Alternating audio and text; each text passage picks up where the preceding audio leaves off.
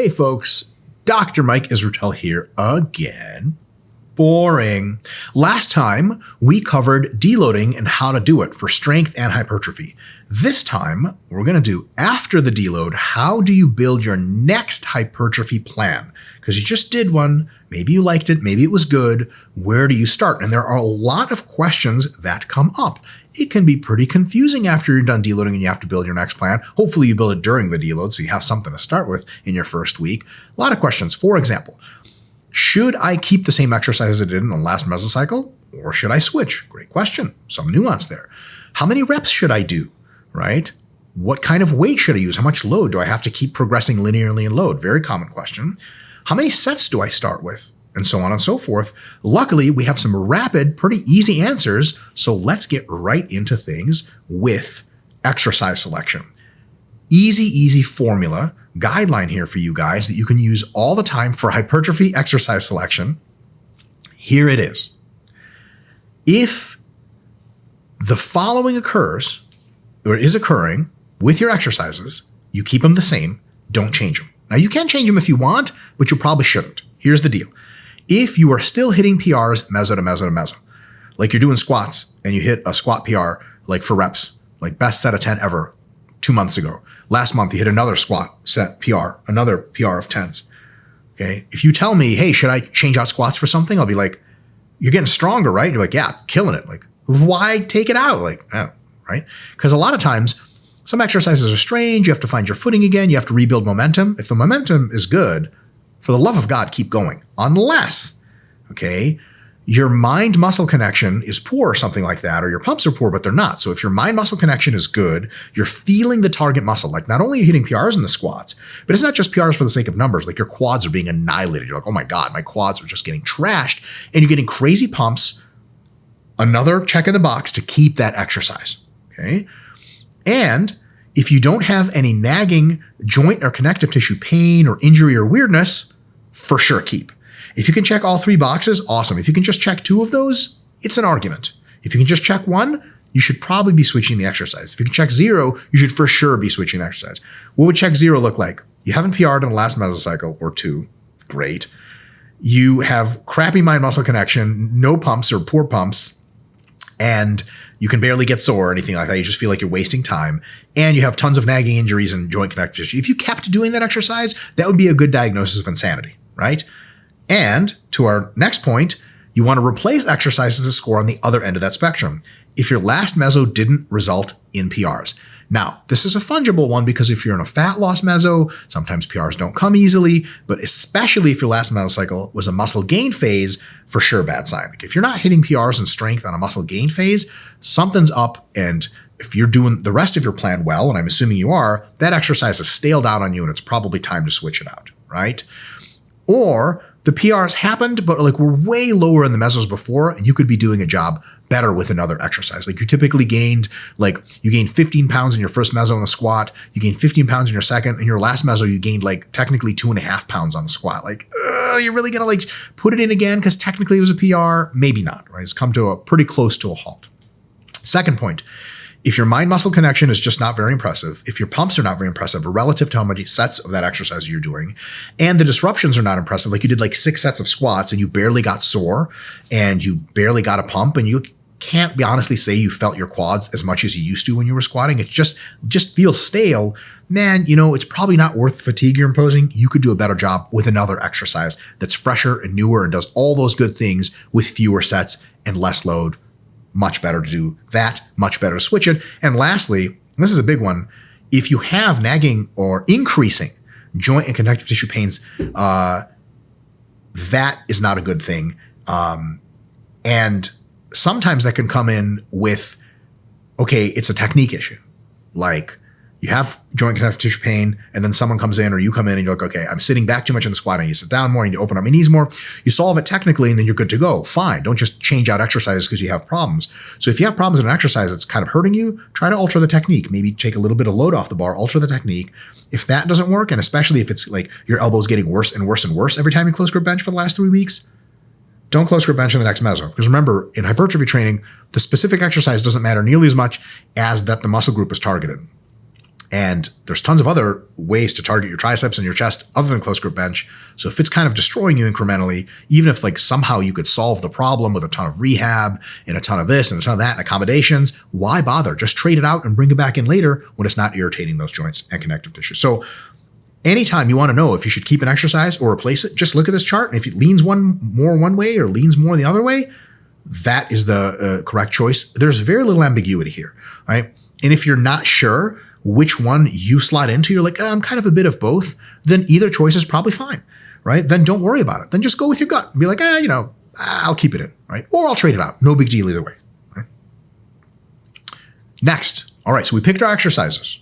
Meso is partially constructed. How many reps should you be doing? Okay. Well, by default, you probably just want to do the same rep ranges you did in the last meso, right? The same split of rep ranges, which means some exercises sets of 5 to 10, some 10 to 20, and some 20 to 30. Okay, diversity of rep range is always best. Now, you can choose to alter the rep ranges to meet various goals, right? That's totally fine. And especially if you change exercises. Like, so for example, if you were doing squats in sets of 5 to 10, and now you change exercises to leg extensions or leg presses, geez, sets of 5 to 10 is kind of heavy for those exercises. Maybe they're better suited for sets of 10 to 20 or 20 to 30. So that's totally fine. So changing rep range is totally fine. And here's the thing, to sort of assuage you of any guilt you may have or paranoia, people say, okay, I did squats in the 5 to 10 range in the last meso. What should I do them in this meso? It's okay if they're, again, 5 to 10. Okay, just recycle the weight a little bit and hit another PR on the same rep range. No big deal. It's also totally okay if you have squats 5 to 10 rep range in meso 1 and 10 to 20 rep range in meso 2. And some of you say, well, hold on. Doesn't that violate overload? Your squats are lighter now. If you were training for pure strength, abso-fucking-lutely, it would violate overload. In strength-based overload, you want the load progression to be dominant, always heavier on average. In hypertrophy training, if you're going closer and closer to failure with incrementally higher or stable volumes, you're overloading and you're growing. So it's absolutely no big deal to do heavier work in one meso and then lighter work in the same exercise even in the next. The overload can come from just increasing volume or getting into a range that's more productive on a stimulus to fatigue ratio basis. Yeah, sets of 5 to 10 are fine, but then your knees hurt a little bit. You drop it to sets of 10 to 20, you get better pumps, better mind muscle, and all of a sudden even more growth. So don't worry about using less weight from one meso to another as long as you're pushing yourself hard in whatever rep range you choose, right? And here's the deal. If squats, for example, are feeling too heavy to connect with, right, in the 5 to 10 range, or if inclines are feeling like really, really tiring and not heavy enough, like in the 10 to 20 range, it's okay to make either switch. So you can go from the 10 to 20 range down to the 5 to 10 or up to the 20 to 30 in any way you want, as long as you're following the stimulus to fatigue ratio. As long as you can justify that whatever rep range you picked, doesn't matter which one you did in the last meso in any big way, whatever rep range you pick is really good in the stimulus to fatigue ratio, whether it's the same rep range, one that's higher, one that's lower, it's totally fine. But if you pick a rep range and the stimulus to fatigue ratio sucks, you picked the wrong rep range or maybe the wrong exercise, right? But since we've already handled exercises here just on reps, do a good job to pick the best SFR. Assume it's going to be the same one, because oftentimes it is. Especially once you build momentum, like you don't want to build up squats from 300 to 400 in sets of 5 to 10, and then have to go back down to 275 to do sets of 10 to 20. A lot of people are like, dude, I'm in it. I've got my technique worked out for this heavy range. I want another meso. Totally, it's golden, as long as you don't trash your joints or your perception of effort for just pointlessly getting more weight on the bar when you're not even feeling it in the muscle anymore, right? Then once you choose a range, simple solution there is you pick a load that you get you into that range with 2 to 4 reps in reserve. Because sometimes you're like, well, how do I know what load it is? Well, it's whatever load gets you 2 RIR or 4 IR at the beginning of that next mesocycle. Now, how do you know that? And that brings us to number 3 of how much weight we should be using at the beginning of the next mesocycle, right? The answer overwhelmingly is whatever weight falls into the 2 to 4 RIR range from which you can progress all the way, 3 RIR, 2 RIR, 1, 0, and then deload after that, right? Totally fine. So there's some stuff here that you just have to be realistic with. And this is the biggest thing this whole slide can be summed up with. Be realistic, and also summed up with be a little bit conservative just in case. For example, let's say you hit 400 for sets of 8 in your last meso's peak week at 0 reps in reserve. We said sets of on average 8 with 400 as hard as you could go, okay? Is it realistic that your now 3 RIR is going to be 405 pounds for 8s? No, good God. Maybe you gained a ton of fitness over the course of the deload. Maybe it's going to be, 390 pounds that you can hit for 8s at 3 RIR, maybe 380, maybe 370. Who knows? It's probably not going to be even more. So this idea that you have to move up objectively in load every single meso from the highest load you did is pure unadulterated bullshit. If you're a beginner and that's how fast you're progressing, and if for you 400 was really 0 RIR and a week later or 2 weeks later, it really is 405, it really is 3 RIR, unbelievable. You're making excellent gains. Don't let anyone stop you. Program away. But if you know you're pushing it way too close than 3 RIR, like it's actually 1 RIR, where are you going to overload? In the second week, you're going to hit 0 RIR. And then what? You're just trained to failure with multiple sets. Your fatigue is going to go like this. Your ability to perform is going to go like that. And you're not going to have a real mesocycle with which to have really, really excellent gains charted out. That's it, right? So much better for most people on average is maybe throw 380 pounds on the bar in that example, hit your sets of, about 8 at 3 RIR, and then move up at the end to 410 pounds in your last peak, right? So you started the last mesocycle maybe at 360 and you moved to 400. This one, you don't have to start at 405. You start at like 380 and maybe you move to like 410. That's a 10-pound PR. For reps, that's a really, really awesome thing. Can you imagine if every mesocycle gave you a 10-pound PR in the same rep range? Holy fuck. After a year, you would have like 100 pounds on your lifts. That's crazy. You ever see someone go from squatting 400 for sets of 8 to 500 for sets of 8 in 1 year? It's almost unheard of. And your quads would like triple in size or something like that. So even that 10 is a really, really extreme gain, and it's nothing to be shy about. The idea that you can go from 360 to 400 in one meso, and then 405 to like 445 in the next is like, it happens sometimes to us when we're beginners, when it's a very new exercise, but it's nothing to depend on. You have to be realistic, right? The good thing is if you mess up a little bit and you hit a few more reps or a few less reps, like let's say you throw 380 on the bar, and instead of getting 8s, some magical thing happened and you got sets of like 9 on average, even 10 on average at a true 3 RIR. Or you just feel kind of like crap and 380 was a bit much. You should have chose 365 and you got sets of 5 and 6 at 380. That's not a big deal because the rep ranges are wide. It's anything in the 5 to 10 rep range, anything in the 5 to 10 rep range on a first set, by the way, not even on average, is totally good and meets that criteria. Anything in the 10 to 20, holy crap, that's a huge range. Like I've had people message me and say, hey, I'm trying to train in the 10 to 20 rep range and I got 18 reps on my first set. Am I doing a good job? Yes. And other people, I got 12. That's wrong, right? How the fuck is it wrong?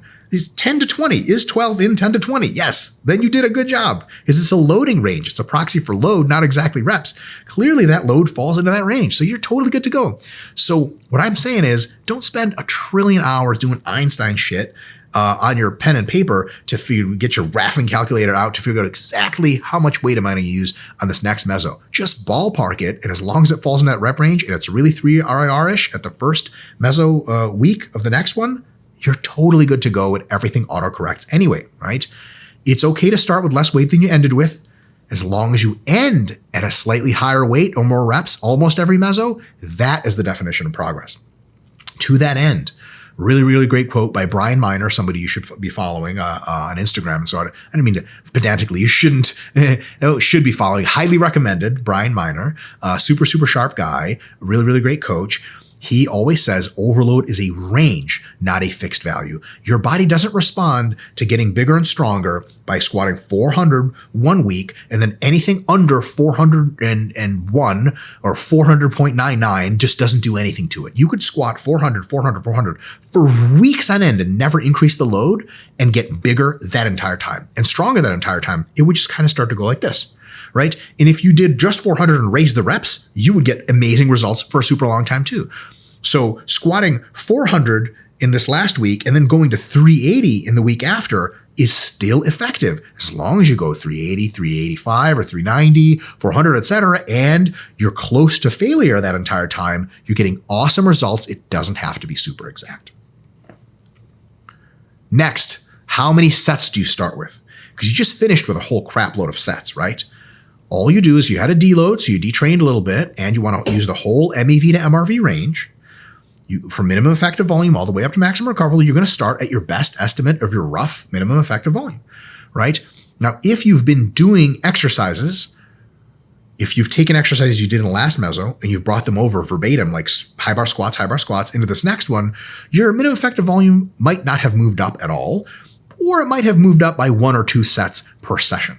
Okay, so instead of your MEV being 4 sets of squats like it usually is, maybe it's 4, maybe it's 5, maybe it's 6, probably not. Maybe like it's 5. So if you're real paranoid about doing enough, you could begin this next meso at 5 sets of squats instead of the 4 you did last time. Totally fine, but there's nothing wrong with beginning at an MEV you think hasn't changed. It may very well be occurring, right?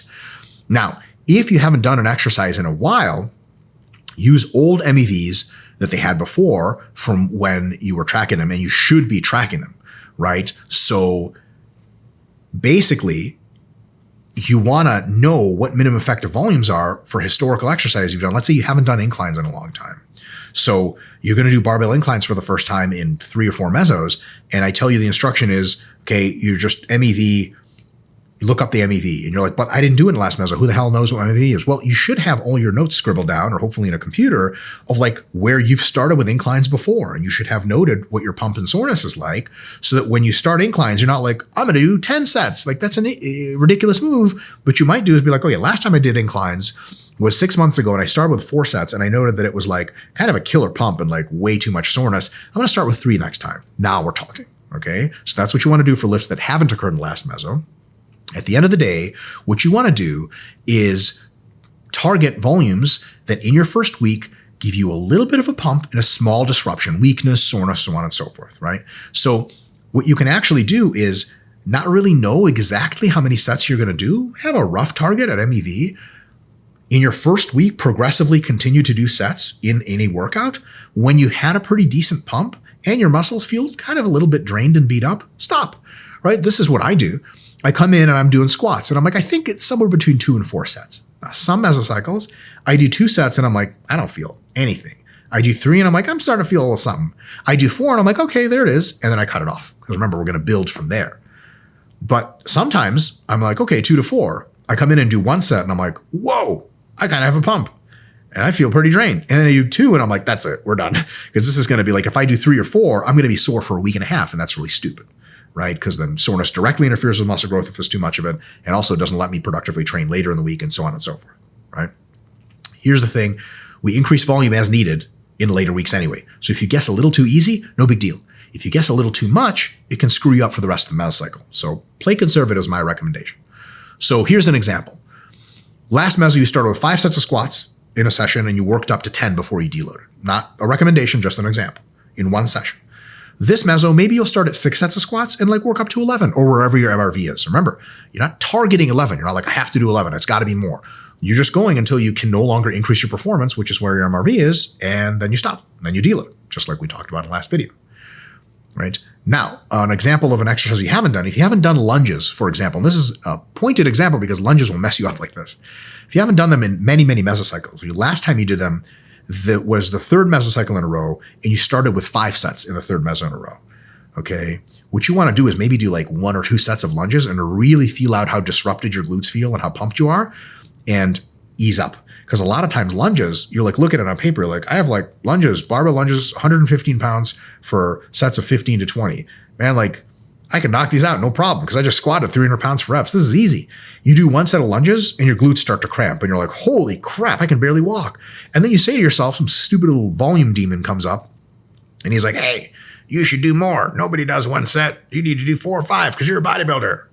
Another one's like, yeah, Randy Coleman videos. And you're like, the hell is wrong with me? Am I insane or should I just listen to these demons? And you listen to them and you do 4 sets and you're fucking crippled for like a week and a half because your body's not used to lunges and the damage is unreal. So if you have new exercises, and lunges are a good example because they will mess you up like this, a new exercise that comes in, you haven't done it in a long time, err on the side of easy and really track your pumps and the level of disruption. Like if you haven't done skull crushers in a while and you do like 2 sets and you're like, holy triceps, just stop, because you can always add sets later. But if you go too far in 1 session, you get no bonus points. You don't grow anymore. You could actually grow less and sum up enough fatigue to disrupt the optimality of your next progression that you're doing, right? Starting a bit low is always better than starting a bit high.